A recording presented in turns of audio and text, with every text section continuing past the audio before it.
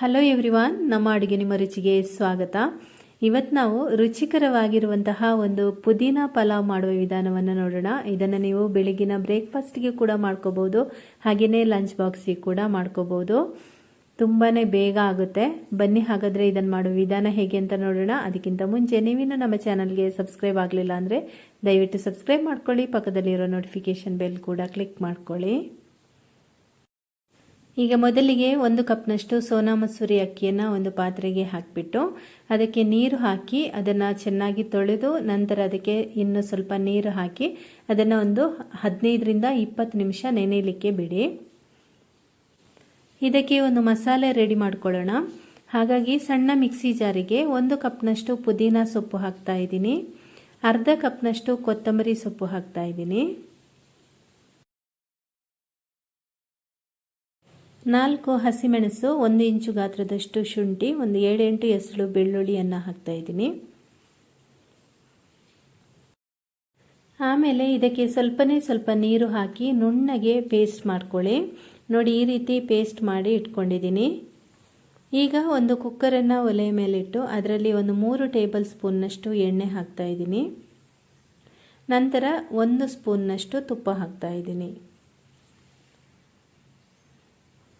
ಆನಂತರ ಇದಕ್ಕೆ ಒಂದು 2 ತುಂಡು ಚಕ್ಕೆ, 4-5 ಲವಂಗ, ಆಮೇಲೆ ಒಂದು ಏಲಕ್ಕಿ ಹಾಕ್ತಾ ಇದ್ದೀನಿ.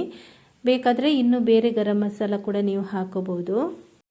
ನಂತರ ಅರ್ಧ ಟೀ ಸ್ಪೂನ್ನಷ್ಟು ಜೀರಿಗೆ, ಒಂದು ಪಲಾವ್ ಎಲೆ ಹಾಕಿ ಈಗ ಇದನ್ನು ಒಂದು ಸ್ವಲ್ಪ ಫ್ರೈ ಮಾಡ್ಕೊಳ್ಳೋಣ. ಆನಂತರ ಒಂದು ದೊಡ್ಡ ಈರುಳ್ಳಿಯನ್ನು ಉದ್ದಕ್ಕೆ ಹೆಚ್ಚಿ ಹಾಕ್ತಾ ಇದ್ದೀನಿ. ಈರುಳ್ಳಿಯನ್ನು ಈಗ ಕಂದು ಬಣ್ಣಕ್ಕೆ ಬರುವವರೆಗೆ ಫ್ರೈ ಮಾಡ್ಕೋಬೇಕು.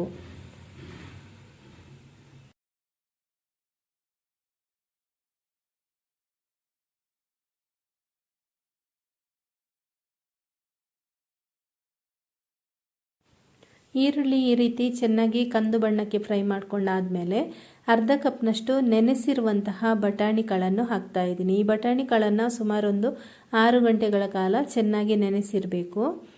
ಬಟಾಣಿ ಕಾಳು ಈ ರೀತಿ ಮೊದಲೇ ಹಾಕಿ ಎಣ್ಣೆಯಲ್ಲಿ ಫ್ರೈ ಮಾಡೋದ್ರಿಂದ ತುಂಬ ಚೆನ್ನಾಗಿ ಬೇಯುತ್ತೆ. ಇವಾಗ ಸಣ್ಣದಾಗಿ ಹೆಚ್ಚಿಟ್ಕೊಂಡಿರುವಂತಹ 2 ಟೊಮೆಟೊ ಹಾಕಿಬಿಟ್ಟು 1 ಸ್ಪೂನ್ನಷ್ಟು ನಾನು ಕಸೂರಿ ಮೇಥಿ ಹಾಕ್ತಾ ಇದ್ದೀನಿ.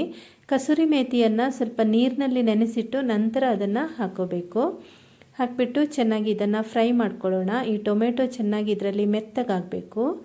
ಟೊಮೆಟೊ ಮೆತ್ತಗಾದ ನಂತರ ಈ ರುಬ್ಬಿಟ್ಟುಕೊಂಡಿರುವಂತಹ ಮಸಾಲೆಯನ್ನು ಕೂಡ ಹಾಕಿ ಇದನ್ನು ಕೂಡ ಸ್ವಲ್ಪ ಅದರ ಹಸಿ ಸ್ಮೆಲ್ ಹೋಗುವವರೆಗೆ ಫ್ರೈ ಮಾಡ್ಕೋಬೇಕು, ಅಥವಾ ಅದರ ಮೇಲ್ಗಡೆ ಸ್ವಲ್ಪ ಎಣ್ಣೆ ಕಾಣಿಸೋವರೆಗೆ ಇದನ್ನು ಚೆನ್ನಾಗಿ ಫ್ರೈ ಮಾಡ್ಕೋಬೇಕು.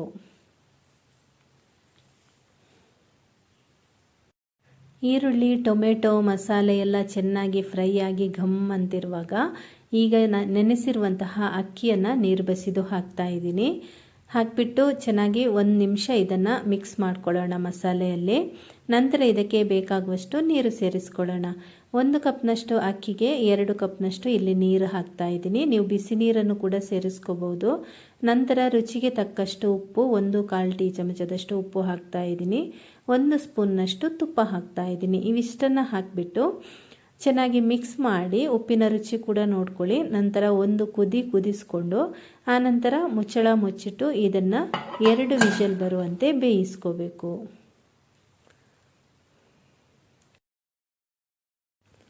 ಈಗ ಬೆಳಗಿನ ಬ್ರೇಕ್ಫಾಸ್ಟಿಗೆ ಆಗ್ಬೋದು, ಅಥವಾ ಲಂಚ್ ಬಾಕ್ಸಿಗೆ ಆಗ್ಬೋದು, ಅಥವಾ ಡಿನ್ನರ್ಗೆ ಕೂಡ ಆಗ್ಬೋದು. ತುಂಬಾ ರುಚಿಕರವಾಗಿರುವಂತಹ ಪುದೀನಾ ಪಲಾವ್ ರೆಡಿ ಆಗಿದೆ. ನೀವು ಕೂಡ ಇದೇ ರೀತಿ ಮನೆಯಲ್ಲಿ ಮಾಡ್ಕೊಳ್ಳಿ. ತುಂಬ ಸಿಂಪಲ್ ಆಗಿದ್ರೂ ತುಂಬಾ ಇದು ಒಂದು ಚೆನ್ನಾಗಿರುತ್ತೆ. ಹಾಗಾದರೆ ಇವತ್ತಿನ ವಿಡಿಯೋ ನಿಮಗೆ ಇಷ್ಟ ಆಗಿದ್ರೆ ಒಂದು ಲೈಕ್ ಮಾಡಿ, ಶೇರ್ ಮಾಡಿ, ಕಮೆಂಟ್ ಮಾಡಿ. ಹಾಗೆಯೇ ನಮ್ಮ ಚಾನಲ್ಗೆ ನೀವೇನು ಸಬ್ಸ್ಕ್ರೈಬ್ ಆಗಲಿಲ್ಲ ಅಂದರೆ ದಯವಿಟ್ಟು ಸಬ್ಸ್ಕ್ರೈಬ್ ಮಾಡ್ಕೊಳ್ಳಿ. Thank you.